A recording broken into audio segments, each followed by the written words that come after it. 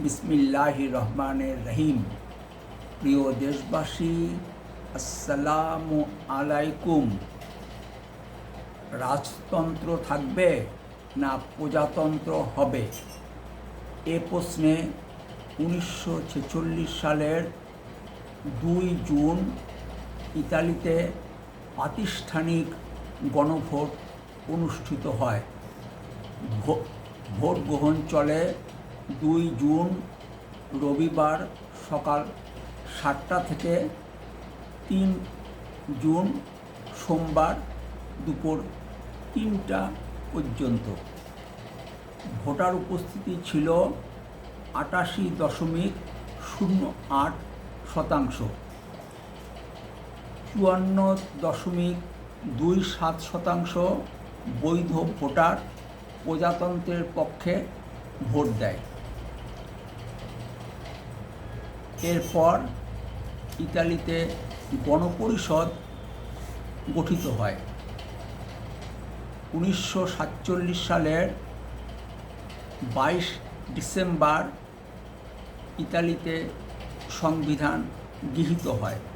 27 December সংবিধান প্রকাশিত হয় এবং 1948 সালের 1 জানুয়ারি থেকে সংবিধান কার্যকর হয়।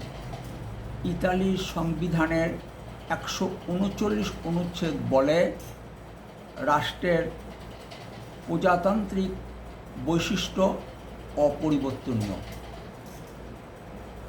ইতালির সংবিধানের 2য় অধ্যায়ের 5ম শিরোনামে প্রজাতন্ত্রের আঞ্চলিক প্রশাসন ও কেন্দ্র ও অঞ্চলের মধ্যে ক্ষমতার বণ্টন সংক্রান্ত বিধান আছে। সেখানে সংশোধনী এনে কেন্দ্র ও অঞ্চলের মধ্যে ক্ষমতার পুনর্বণ্টন করা হয়। এর ফলে কেন্দ্র ও অঞ্চলের মধ্যে এক নতুন ভারসাম্য তৈরি হয়। 2001 সালের সংবিধান সংশোধন প্রস্তাবটি ইতালির সংসদের 2 কক্ষে দ্বিতীয়বার নিরঙ্কুশ সংখ্যাগরিষ্ঠতায় অনুমোদন লাভ করে। কোনো কক্ষে 2/3 সংখ্যাগরিষ্ঠতা পায়নি। তাই ইতালির সংবিধানের 138 অনুচ্ছেদ অনুযায়ী সংশোধনী প্রস্তাবটি গণভোটে উপস্থাপন করা হয়। 2001 সালের 7 অক্টোবর ইতালির ইতিহাসে প্রথম সাংবিধানিক গণভোট রেফারেন্ডাম কনস্টিটিউশনাল অনুষ্ঠিত হয়। ভোট গ্রহণ চলে সকাল 7টা থেকে রাত 10টা পর্যন্ত।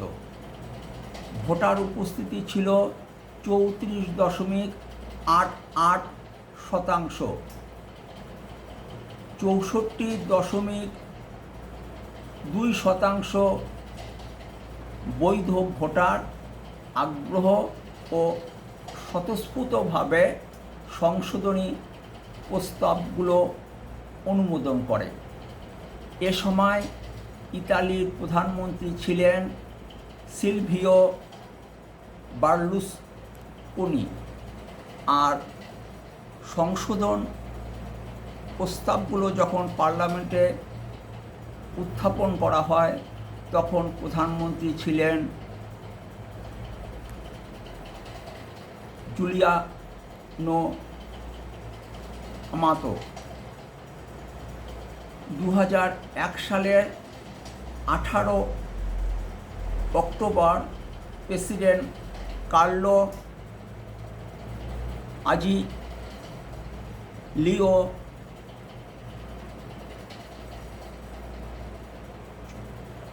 চম্পি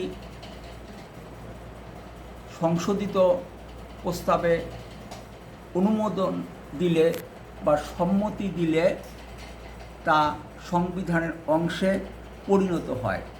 এর ফলে কেন্দ্রীয় কাঠামোর মধ্যে থেকে স্থানীয় চাহিদা অনুযায়ী স্বাস্থ্যসেবা, শিক্ষা, কৃষি, স্থানীয় প্রশাসন, পর্যটন, সংস্কৃতি, আঞ্চলিক পরিবহন ও কর বিষয়ে অঞ্চলের আইন প্রণয়ন ক্ষমতা ও বাস্তবায়ন ক্ষমতা বৃদ্ধি পায়। তবে বিকেন্দ্রীকরণের সঙ্গে স্বচ্ছতা, জবাবদিহিতা, শক্ত নজরদারি,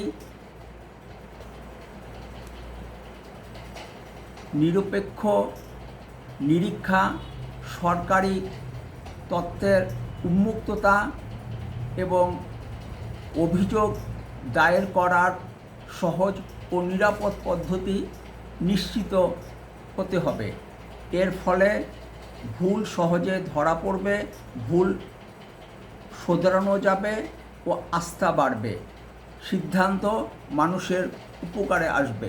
আর এসব নিশ্চিত করা না গেলে ক্ষমতার অপব্যবহার, দুর্নীতি ও স্বজনপ্রীতি বাড়বে, সিদ্ধান্ত মানুষের ক্ষতি করতে পারে। ফি আমানিল্লাহ। আল্লাহ হাফেজ। বাংলাদেশ জিন্দাবাদ।